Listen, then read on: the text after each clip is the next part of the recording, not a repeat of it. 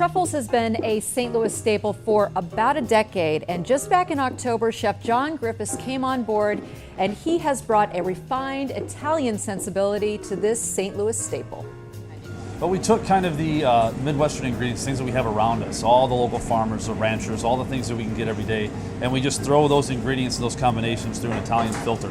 You know, we think like Italians. We look at what's available, not what we could bring in to make it sound Italian. We find the things that are here close by, and we treat them simply, we treat them seasonally, and we treat them with care. You know, the food's rustic, but it's refined.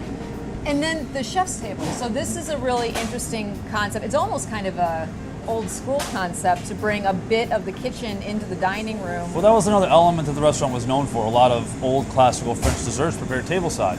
But we wanted, again, to bring the community, the dining room into that, everybody to be part of what's happening, not just what's happening at that one table.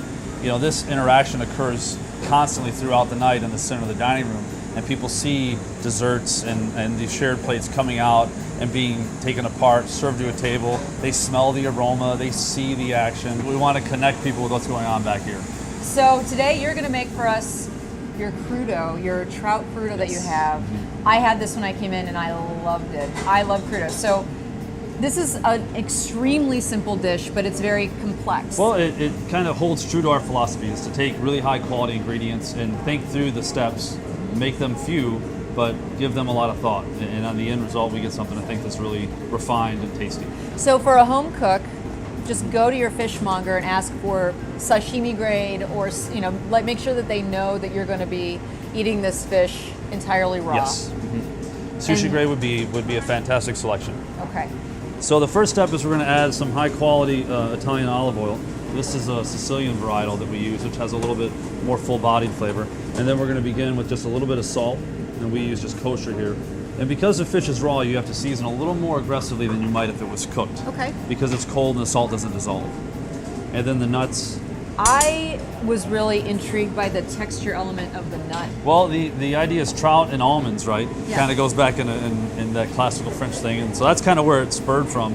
And then obviously almonds aren't very indigenous here, but pecans are. Right. So that was the direct connection there. And obviously the pecan's a little softer nut too, so I think it went really well with the fish in a raw state. It does. And that's kind of where we started, and we built out from that kind of combination. Perfect. And you can combine it in any real order as we're going after that first step with the olive oil. I mean, this is almost like just a salad in a way. It really is, yeah. Yeah. And then we use a little bit of fresh sliced chives here, and a little bit of zest of lemon.